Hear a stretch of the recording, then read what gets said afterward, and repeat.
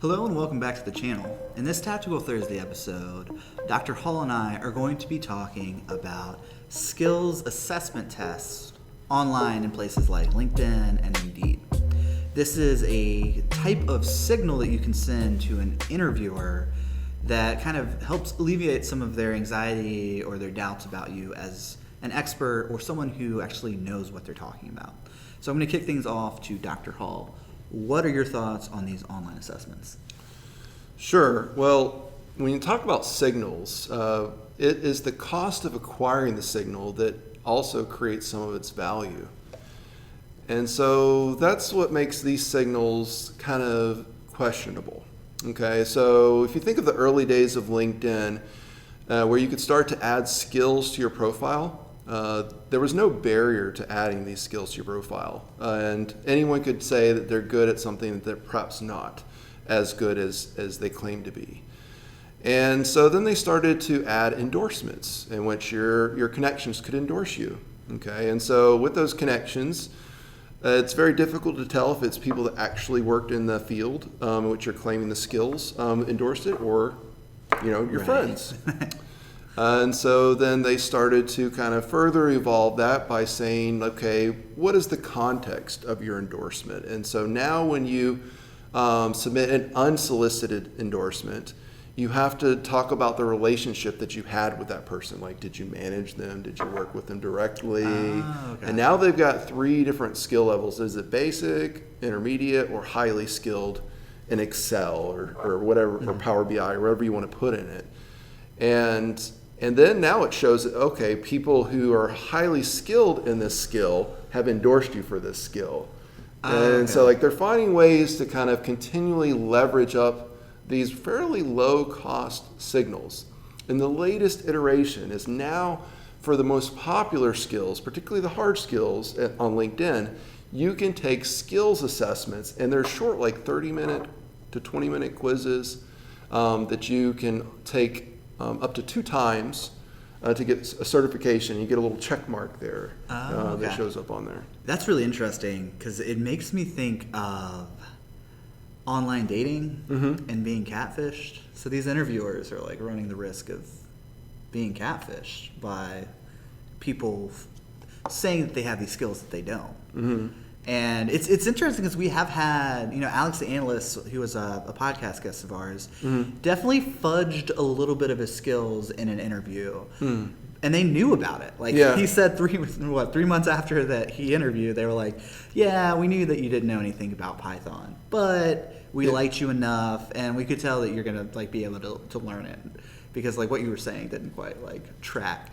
So that's a risk on their end, that they don't want to be sold, a bunch of lies, sign up or, hire someone who just isn't good or doesn't know what they're doing. And then all of a sudden their department, really struggles. And then there's going back to the online dating thing, it's like a messy breakup or a really bad date. It sounds like you got some issues you got to work out there. I may have been catfished. You may want to change your password. Okay, well, so I would say that these are not substitutes. These are complements that you would stack upon more credible signals. Okay, so they were probably okay with him not having that skill because he had other more solid signals that got him in the interview in the first place, and that kind of added a little bit to that. At least showed that he had an interest in acquiring that skill, and sometimes that is enough. What's interesting is that what Indeed has done, Indeed is a place where you just post your resume and your profile and your skills, but there's no social component, so there's no one endorsing your skills or anything like that. You just put it on there, but they also have skills assessments that you can do as well. And they have 5 different levels of proficiency that they rate you on, and you can only take the test once. Oh, wow. Yes, and so there's stakes there. Yes, and so if you don't like the results, if it says you're not very proficient in it, then you can just not put it on your resume. But in order to protect the integrity, it's a one-shot game, and it's not the social game that you're playing with that. So what I would say is, if you're on the job market, have a LinkedIn profile, have an Indeed profile, and do go ahead and add these skills, because yes, they are marginal signals, but in economics, we say decisions are made on the margin, and so it could be the difference. Right. That I didn't know that about Indeed, where you can only take it once. Because what's coming to mind for me is that, well, what if you just cheated on these online skills? Mm-hmm. And I guess there's not really. Oh, I mean, yeah. that's an unethical thing, and unfortunately, unethical people are going to find ways to kind of rig the system and cheat. But that being said, I think the majority of people are probably not going to cheat on those. Well, with any certification exam or credential out there, there are test dumps online, Right. And there's places where you can go where you can kind of talk with people who've looked under the hood. I mean, we even do YouTube videos on how to pass the Tableau or Power BI certification. So the question is, like, to what degree are you being assisted in sending out this signal? I wouldn't say it's cheating. I just say you're getting resources that are preparing you to show that signal.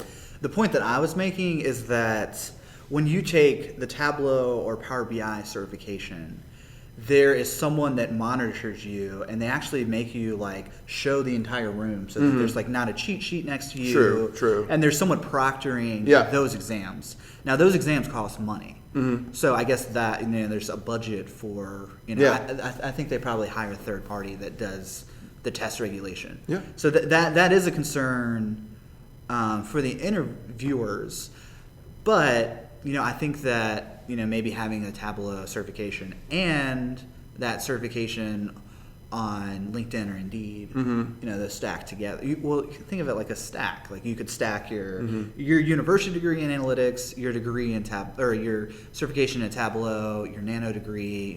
There's a bunch of different pieces to your portfolio that you can put together to kind of brand yourself and kind of pre-sell yourself before you even step foot in an interview. Yeah, more is better. Yeah, that's true. Well, I think that pretty much. I mean, you have any other thoughts on these assessment tests?